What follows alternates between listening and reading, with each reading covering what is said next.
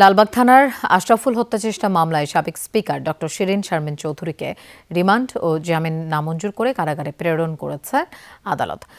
মঙ্গলবার ভোরে গ্রেফতারের পর তাকে দুপুরে আদালতে হাজির করা হয়। হত্যাচেষ্টা মামলায় শিরিন শারমিনের গ্রেফতার নিয়ে আসামিপক্ষ আপত্তি তুললেও রাষ্ট্রপক্ষ বলছে সুনির্দিষ্ট অভিযোগের ভিত্তিতেই তাকে গ্রেফতার দেখানো হয়েছে। শেখ হাসিনার সরকার পতনের পর পদত্যাগ ও গা ঢাকা দেওয়ার পর আলোচনায় আসেন অজ্ঞাত স্থান থেকে পাসপোর্ট সংগ্রহ নিয়ে যমুনা টেলিভিশনের প্রতিবেদনে।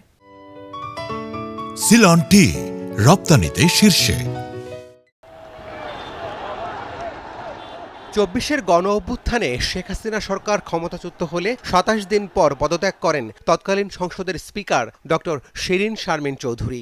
এ সময়ে অনেক আওয়ামী লীগের নেতাকর্মীরা পালিয়ে গেলেও গা ঢাকা দেন তিনি। আলোচনায় আসেন অজ্ঞাত স্থান থেকে পাসপোর্ট সংগ্রহের চেষ্টায়। এ নিয়ে যমুনা টেলিভিশন অনুসন্ধানী রিপোর্ট প্রচার করলে নড়েচড়ে বসে প্রশাসন, বাতিল হয় পাসপোর্ট প্রক্রিয়া। পাসপোর্ট ইস্যু হয়েছে কিনা দেখেন। হ্যাঁ। সাবেক স্পিকারকে মঙ্গলবার ভোরে আটক করে ঢাকা মহানগর গোয়েন্দা পুলিশ।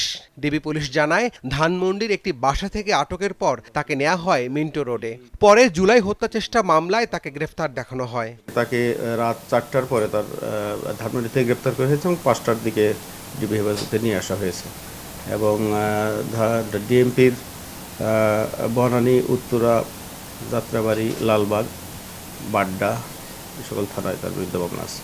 মঙ্গলবার দুপুরে তাকে আদালতে হাজির করে 2 দিনের রিমান্ড চায় পুলিশ। এ সময় আদালত তার জামিন ও রিমান্ড নামঞ্জুর করে কারাগারে পাঠানোর নির্দেশ দেন। জুলাই আন্দোলনে কোনো ভূমিকা রেখেছে কি, তেমন কোনো আপনাদের কাছে প্রমাণ আছে কি?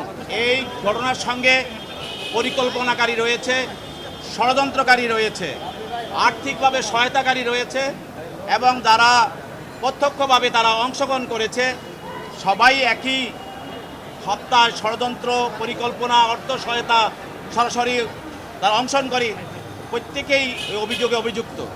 অতএব শিরিন শারমিন চৌধুরী সে পরিকল্পনা এবং ষড়যন্ত্রের সঙ্গে সম্পূর্ণভাবে সে জড়িত। শুনানিতে নারী ও সাবেক স্পিকার হওয়ার কারণ দেখিয়ে শিরিন শারমিন চৌধুরীর জামিন আবেদন করেন তার আইনজীবীরা। বিজ্ঞ আদালতে আমরা বলেছি যে সংবিধানের 74 ধারা মূলে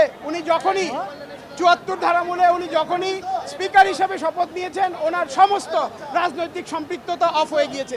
উনি একজন নিরপেক্ষ ব্যক্তি ছিলেন, ওনার নামে এই পর্যন্ত কোনো ব্যাড রেকর্ড নাই এবং আগাগোড়া উনি একজন কমপ্লিট ক্লিন মানুষ এবং উনি প্রথমত নারী। এই মামলা ছাড়াও শিরিন শারমিন চৌধুরীর বিরুদ্ধে রাজধানী সহ সারা দেশে অন্তত 6টি মামলা রয়েছে। রাব্বি সিদ্দিকী, যমুনা নিউজ, ঢাকা।